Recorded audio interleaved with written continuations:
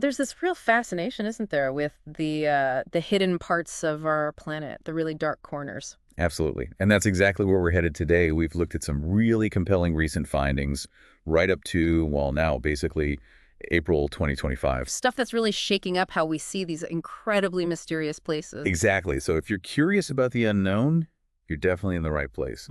This deep dive, we're going into the deepest oceans, tangled cave systems, Dense jungles under Antarctic ice. even volcanic underworlds. It's quite the tour. And the life. I mean, it's not just surviving, it's actually thriving in ways that are, well, frankly, hard to believe. It really challenges our basic ideas about biology, about ecology. You're going to have some real aha moments, I think. Seeing how incredibly ingenious nature can be. And our aim here is really to give you a shortcut, Yeah. a direct line to understanding these amazing places without getting totally bogged down in data. Right. We've done the legwork, pulled out the key insights. Think of it as your express pass to knowing about Earth's deepest secrets. Precisely. We're focusing on 5 specific spots today. Okay, let's list them. The Mariana Trench, obviously. Systema Acton, that huge underwater cave system. The Congo Basin. So mysterious. Lake Vostok, deep under the Antarctic ice. And those lava tubes under Hawaii. Amazing. And we'll definitely touch on what it takes just to get to these places. The challenges are immense. Yeah, the tech, the cost, the sheer risk involved for the scientists. But the payoff, finding new species, understanding evolution in new ways, figuring out how these ecosystems work, it's why they do it. Okay, let's start there then. The challenges. Because just thinking about reaching some of these spots, it feels almost impossible. The Mariana Trench, over 36,000 feet depth. It's staggering. Yeah. And the pressure, over 1,000 times the pressure at sea level. Imagine like a small car pressing on your thumbnail, and we still know so little.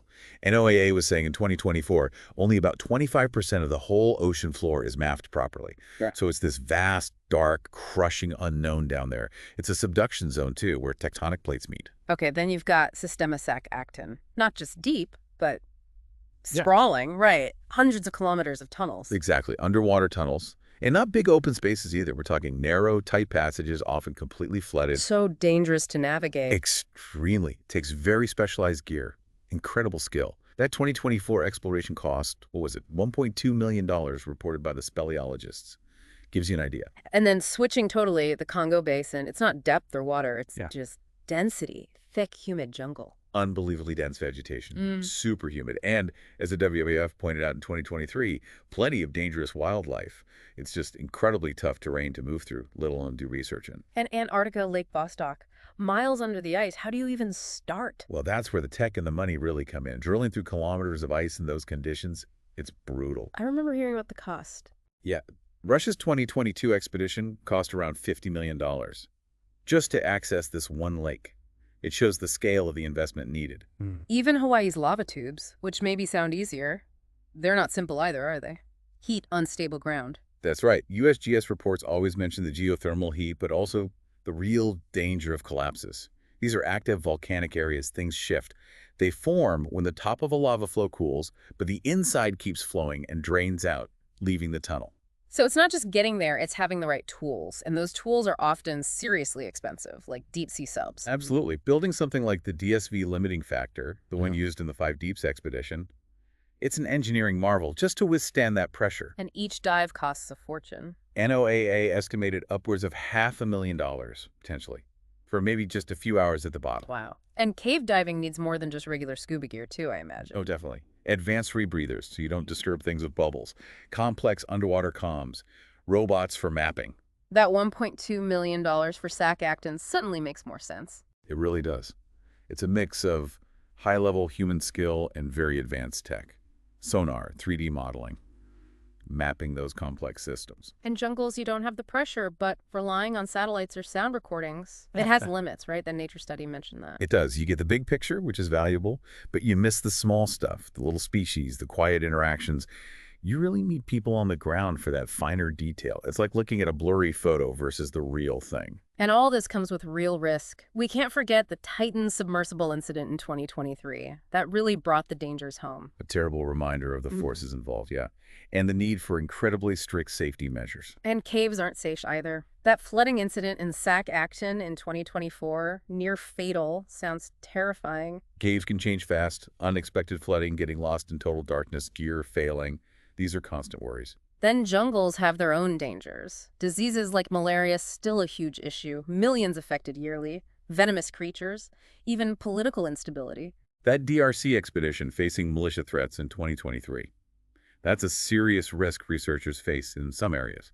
Plus, getting medical help quickly in remote jungle is often impossible. Even the solid ground places aren't risk-free. Frostbite in Antarctica, equipment just failing in the cold, and those lava tubes collapsing. Exactly. These places are dynamic. Volcanoes are unpredictable. Extreme cold pushes everything gear, people to the limit.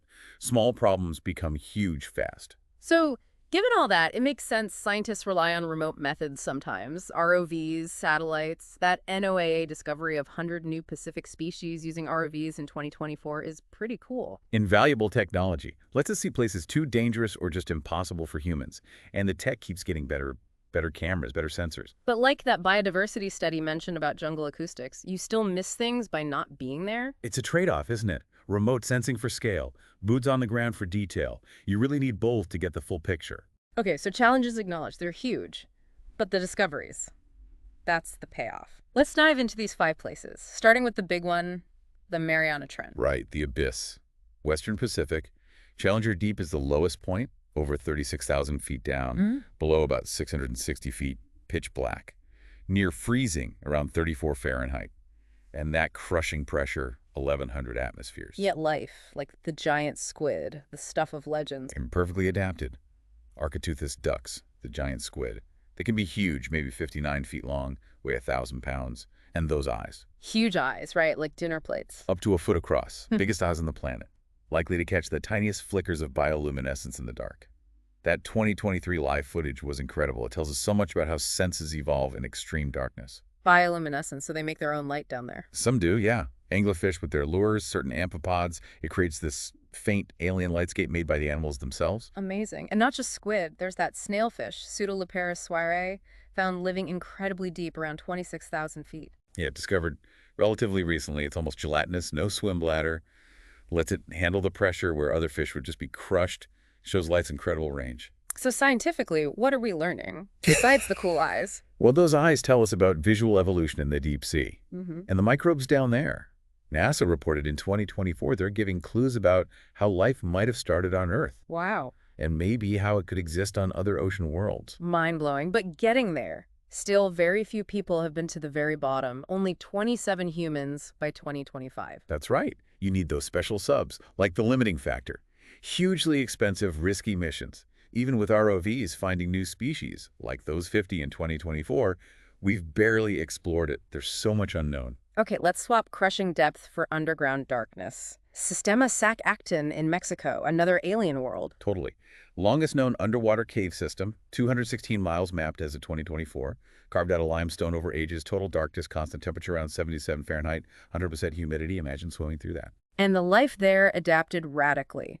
Like the blind cavefish, the Mexican tetra. A classic example. That 2023 genetic study showed how they lost their eyes but gained supersensitive organs to detect water movement, chemicals. Evolution favoring what works in the dark. Not just fish, though. Shrimp and remipedes. Yeah, cave shrimp like Typhlidia species and remipedes. That crustacean biology paper in 2024 talked about their chemical sensing parts for hunting and finding their way, basically tasting and smelling their way around. And above the water. Blind spiders, bats using echolocation, enhanced touch. It's all about non-visual senses. So scientifically, what's the big takeaway from Sac Acton? Well, the tetra's eye loss is a perfect case of regressive evolution. Losing a trait that's no longer useful, maybe even costly, helps understand sensory loss genetics generally. Interesting. Plus those microbial mats down there living off sulfur, they might be like ancient ecosystems. A window into early Earth, maybe? That's what a 2024 geobiology study suggested. You mentioned bioluminescence in the ocean. Does that happen in caves, or is it purely other senses? Mostly other senses in Sac Acton, as far as we know. The adaptations lean heavily towards touch, chemoreception detecting water currents. And exploring it, extremely tough, right? That near-fatal flood in 2024 sounds awful. Very demanding. Specialized scuba, closed-circuit rebreathers to avoid bubbles disturbing things, underwater robots for mapping. It's slow, careful work. And yeah, the risks are immense. Huge parts are probably still totally uncharted. Okay, from waterlogged dark to humid dark, the Congo Basin, second biggest rainforest, just sounds Yeah. vast and full of unseen life. It is vast, 1.4 million square miles across 6 countries. That WWF report in 2023 highlighted the dense canopy blocks maybe 70–90% of sunlight, so it's dim, humid, gets tons of rain. And that low light must drive some cool adaptations on the forest floor. For sure, it's a massive biodiversity hotspot, 10,000 plants, 1,000 birds, 400 mammals, and many still undiscovered according to the Congo Basin Institute in 2024. Think of the okapi. The forest giraffe. Right. That long tongue, perfect for grabbing leaves in the dim understory. Or bonobos, with their complex social lives studied in 2024. And they keep finding new things, like that Labio congolensis fish in 2024. So much is still unknown. What are the big scientific insights coming out of the Congo? Well, a 2024 study in Ecology Letters suggested the canopy structure itself drives speciation, creates different light levels, isolated niches, and its role as a carbon sink is huge. Absorbing CO2. Yeah, WWF estimates 1.2 billion tons a year, absolutely vital for the global climate. Conserving it is critical. But exploring it must be uniquely difficult. Not pressure, not total darkness, but density and maybe danger. Exactly. Just getting through the thick vegetation is hard work. Then add political instability in places, diseases like Ebola. It's challenging. That UN report about militia threats to researchers is concerning. So remote sensing is key. Increasingly. Satellites acoustic monitoring. Yeah. That 2024 survey found 200 potential new species that way, but it's still limited compared to being on the ground. Safety and logistics are major hurdles. Okay, temperature flip again. Lake Vostok, Antarctica. Buried under miles of ice. Hard to even imagine. Think Lake Ontario sized, but sealed off by maybe 2.5 miles of ice for 15 million years. It stays liquid because of geothermal heat and pressure. Oh.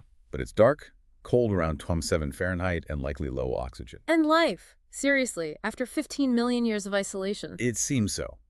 The Russians drilled through in 2013 and found microbes. That 2024 astrobiology study identified bacteria like actinobacteria, proteobacteria. They seem to live via chemosynthesis using minerals, not light. Like deep sea vents. Sort of, yeah. Using iron or sulfur. It's huge because it shows life can exist in places we barely imagined. Big implications for finding life on icy moons like Europa. NASA is very interested. Larger life. Still speculative, but the microbes are confirmed. So these tiny things tell us about ancient life and maybe alien life. Pretty much. Yeah. Studying their metabolism tells us about basic life processes in extreme cold and dark. And because it's been isolated so long, the lake water and the ice above it hold climate records going back hundreds of thousands of years. A 2023 study mentioned 420,000 years of data from ice cores there. Getting there, though, the drilling sounds incredibly complex and risky for contamination. Hugely complex and expensive.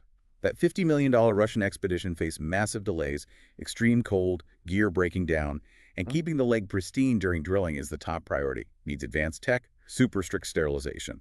Future plans involve robots, but funding is always a challenge. Last stop, Hawaii's lava tubes, a volcanic underworld. Geology meets biology. Yeah, fascinating formations. Lava flows, cools on the outside, inside stays molten, drains away, leaves the tunnel. Kazimura Cave on the Big Island is the longest known, 40 miles long, over 3,600 feet deep according to USGS in 2024. Inside, dark, temps vary from cool to pretty hot from geothermal activity. And life adapted here, too. Oh yes, cave crickets with no eyes or color, using long antennae, that was in a 2023 insect study, lava tube spiders with super sensitive touch, and microbial mats again. Like in Sac-Acton. Similar idea, yeah. Yeah. Living off minerals in the water seepage. Chemosynthesis forms the base of the food web. A 2024 Frontiers in Microbiology study drew parallels to deep-sea vents. These extremophiles, like chloroflexi, are really interesting. What are the main scientific takeaways here? Lots about extremophile biology. That 2024 biotech study mentioned potential enzymes from these microbes that work in harsh conditions could be useful industrially. And the tubes themselves record volcanic history, helping USGS predict eruptions. But exploring them isn't exactly safe either. Unstable roofs, heat, that collapsed in 2023 that injured researchers. No, it has real risks. Roofs can be unstable. Heat can be intense. They use drones with thermal cameras, heat-resistant sensors. But many tubes are just inaccessible or too dangerous because of ongoing volcanic activity. It's just amazing. Each place so different. Deep ocean, caves, jungles, under ice, volcanic tubes, but all showing life's incredible persistence and adaptation. Absolutely. Giant squid eyes, blind fish senses. It's all natural selection at work in extreme settings. And we probably haven't found half the species on Earth yet, according to that 2024 biodiversity estimate. Many could be in these dark, hard-to-reach places. And understanding them is vital, right, for ecology conservation. Totally. The Congo's carbon role, Lake Vostok's microbes influencing chemistry. These aren't just isolated curiosities. They're part of global systems. Protecting them from climate change, pollution, human activity, it's crucial. The 2024 UN report stressed that. And it's not just about Earth now. These places hint at evolution, medicine, even life elsewhere. Exactly. The adaptations teach us about genetic change. Extremophiles might give us new medical compounds or industrial enzymes like that 2024 Nature Biotechnology study on heat-resistant enzymes for biofuels. And yes, Lake Vostok lava tubes, they're like test beds for thinking about life on Mars or Europa. NASA sees them that way. And finding things like 100 new species in the Mariana Trench. Mm. That gets people excited, right? Inspires future exploration. Definitely. It captures the imagination, fuels curiosity. It hopefully encourages more funding, too, like that reported increase for deep-sea research. It drives innovation in the tech we need to explore further. So, despite all the massive challenges, the future for exploring these places actually looks promising because of new tech. I think so, yeah. AUVs and ROVs are getting way smarter, better sensors, better cameras. Like that Orpheus AUV finding 50 new species in the Mariana. Drones are making cave mapping safer. AI analyzing satellite data and jungle sounds, like in the Congo survey, finding 200 potential new species. And it's not just tech, it's people working together, more funding. That's key, too. Big international efforts like the UN's Ocean Decade bring in serious money, $1 billion in 2024. Partnerships like the Congo Basin Initiative involve scientists, conservation groups, local people. Even crowdfunding helps, like that Kickstarter for the Lake Vostok robot probe. And doing it responsibly seems more important now, too. Conservation, ethics. Yes, that Antarctic treaty change, banning drilling without strict rules, shows that awareness, using non-invasive sensors in the Congo. It's about learning without harming these unique, often fragile places. It really is incredible to think about these dark corners, deep sea caves, under ice as living labs, showing us just how diverse and resilient life can be. They absolutely are.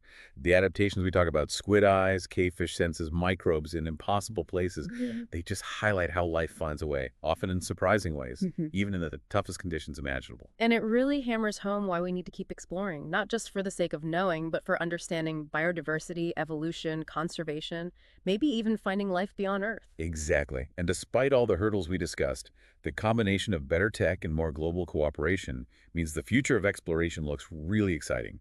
We're definitely poised to uncover more secrets from these dark corners of the planet. So as we wrap this up, it makes you think, doesn't it? Which of these dark, mysterious places really grabs your curiosity the most? What secrets do you think are still waiting down there or under there? It's worth pondering what else we might learn about our amazing planet and the life it holds as we keep looking. Thanks for joining us on this journey into the deep unknown.